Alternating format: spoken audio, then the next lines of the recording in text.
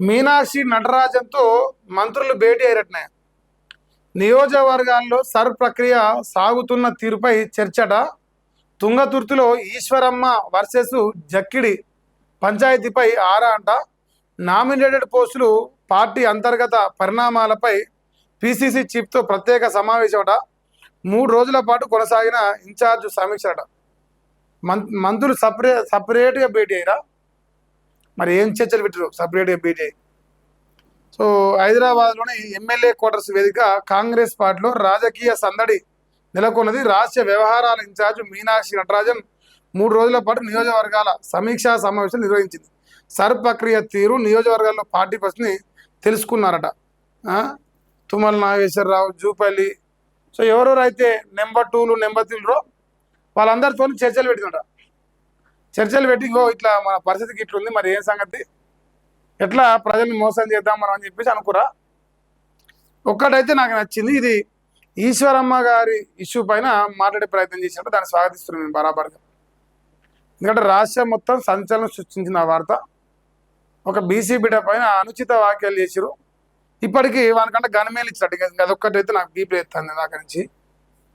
తెలంగాణ పత్రికలు రాసిరు, ఎవడైతే ఈశ్వరమ్మ గారి పైన నోటికి వచ్చినట్టు మాట్లాడిండో వానికి గన్మేలు ఇచ్చిరంట రేవంత్ రెడ్డి. వాడిని ఏడ కథం చేస్తాడని భయపడ్డావే? వాడిని ఏడ కథం చేస్తాడని భయపడవా? నీకే తెలియాలి. కాంగ్రెస్ యూత్ ప్రెసిడెంట్కు గన్మేన్లట.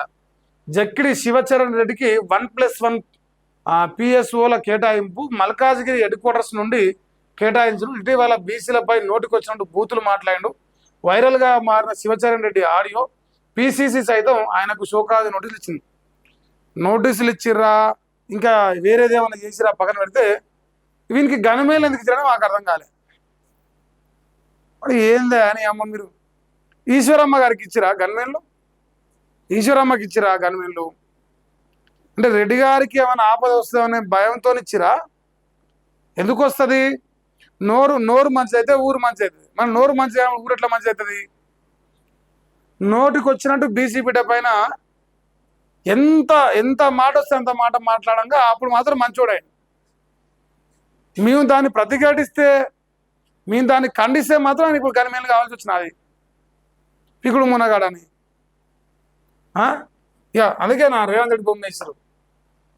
మరి మీనాక్షి నటరాజన్ గారు నిజంగానే మీరు మంత్రులతో భేటీ అయ్యారు, మీరు మాట్లాడి మీ పార్టీలో సర్ ప్రక్రియ గురించేనా? ఈశ్వరమ్మ గారికి న్యాయం చేసే ఆలోచన మీ కాంగ్రెస్ పార్టీకి ఉందా? షోకాజ్ నోటీస్ ఇచ్చి ఇంకా ఇది చల్లబడ్డాక మళ్ళీ ఎక్కడక్కడ అయిపోయాక చేతులు కలిపే కార్యక్రమం జరుగుతుంది. ఇప్పుడు ఈ హీట్ మీద ఉంది కదా వ్యవస్థ మొత్తం. సో మరి మీనాక్షి నటరాజన్ చెప్పాలి, 3 రోజుల పాటు సమీక్షలు చేసినట్ట. మరి పార్టీ అంతర్గత విషయాలపైన చర్చ పెట్టినట్ట. ఏం పెట్టిరో ఏమో కాంగ్రెస్ వాళ్ళు చెప్పాలి, నాకు తెలియదు కదా.